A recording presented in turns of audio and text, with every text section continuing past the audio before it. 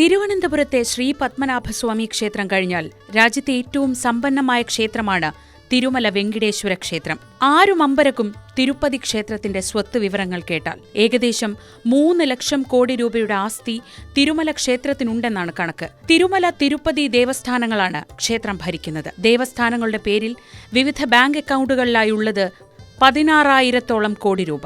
സ്വർണ്ണ നിക്ഷേപം 10 ടണ്ണിലധികം. കണ്ണു മഞ്ഞളിക്കേണ്ട. ഇവിടെ എത്തുന്ന ഭക്തരുടെ പ്രധാന കാണിക്കകളിലൊന്ന് സ്വർണമാണ്. ആഘോഷങ്ങളില്ലാത്ത ദിവസങ്ങളിൽ ഏകദേശം 60,000-ഓളം ഭക്തർ ഓരോ ദിവസവും തിരുപ്പതിയിലെത്തുന്നു. ബ്രഹ്മോത്സവം, വൈകുണ്ഠ ഏകാദശി പോലുള്ള വിശേഷ ദിവസങ്ങളിൽ അത് 1 ലക്ഷത്തിലേറെയാകും. പ്രതിവർഷം 2.5 കോടിയിലേറെ പേർ തിരുപ്പതിയിലെത്തുന്നു.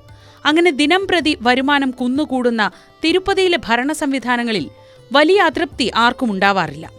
നേരത്തെ സൂചിപ്പിച്ച തിരുമല തിരുപ്പതി ദേവസ്ഥാനങ്ങൾ ഓരോ സീസണിലും വേണ്ട ക്രമീകരണങ്ങൾ കൃത്യമായി ചെയ്തുവരുന്നു. 18 ട്രസ്റ്റുകളടങ്ങുന്ന ബോർഡാണ് ദേവസ്ഥാനങ്ങൾ. ദൈനംദിന പ്രവർത്തനങ്ങൾ വിലയിരുത്താൻ ആന്ധ്രാപ്രദേശ് സർക്കാർ നിയോഗിക്കുന്ന എക്സിക്യൂട്ടീവ് ഓഫീസറുമുണ്ട്. ഒരു സാമ്പത്തിക വർഷം ഏകദേശം 250 കോടി രൂപയുടെ ബജറ്റാണ് തിരുപ്പതി ക്ഷേത്രത്തിന്റെ നടത്തിപ്പിന്. 2008 കണക്ക് നോക്കിയാൽ 1000 കോടി രൂപയോളമായിരുന്നു വാർഷിക വരുമാനം. വളരെ ആസൂത്രിതമായ നടത്തിപ്പിന് പേരുകേട്ട തിരുപ്പതി ക്ഷേത്രത്തിൽ ഇപ്പോഴുണ്ടായ ദുരന്തം തിരുമല തിരുപ്പതി ദേവസ്ഥാനങ്ങൾക്ക് തീരാകളങ്കമാണ്.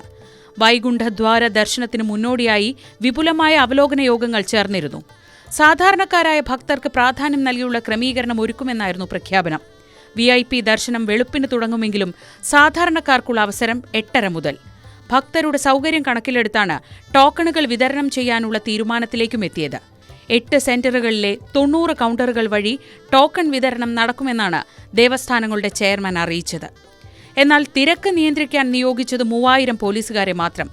ദേവസ്ഥാനങ്ങളുടെ 1550 വോളണ്ടിയർമാരും പോലീസിനെ സഹായിക്കാൻ എത്തിയെങ്കിലും 10,000 തിക്കിത്തിരക്കിയെത്തുന്ന ദിവസങ്ങളിൽ ഇത് മതിയാകുമായിരുന്നില്ല. ടോക്കണിൽ നൽകിയിരിക്കുന്ന സമയക്രമം പാലിച്ചാൽ തിക്കും തിരക്കും ഉണ്ടാവില്ല എന്നായിരുന്നു ഭരണസമിതിയുടെ കണക്കുകൂട്ടൽ.